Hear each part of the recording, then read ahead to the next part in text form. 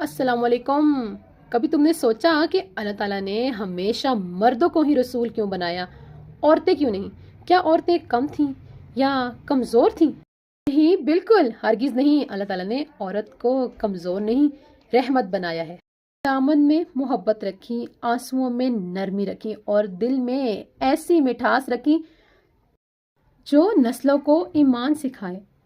حضرت فاطمہ بنت محمد صلی اللہ علیہ وآلہ وسلم، حضرت مریم رضی اللہ تعالیٰ عنہ، حضرت ختیجہ الکبریٰ رضی اللہ تعالیٰ عنہ، حضرت عائشہ زوجہ محمد صلی اللہ علیہ وآلہ وسلم، یہ سب بھی تو خواتین تھیں، یہ سب بھی تو عورتیں تھیں۔ ان کا اسلام پھیلانے میں بہت اہم کردار رہا ہے۔ آپ سب کو معلوم ہونا چاہیے مسلمانوں۔ سب کے باوجود رسالت ایک بھاری ذمہ داری تھی۔ قوموں کی قیادت، جنگیں تھیں، مخالفین، اور اوپر سے خواتین کے کچھ ایسے مخصوص ایام بھی ہوتے ہیں۔ اس کے علاوہ دوسرے امتحان جس میں صبر اور طاقت دونوں چاہیے۔ اللہ تعالیٰ فرماتا ہے، ہم نے تم سے پہلے مردوں ہی کو رسول بنایا جن پر ہم نے وحی نازل کی۔ سورۃ النحل آیت نمبر 43۔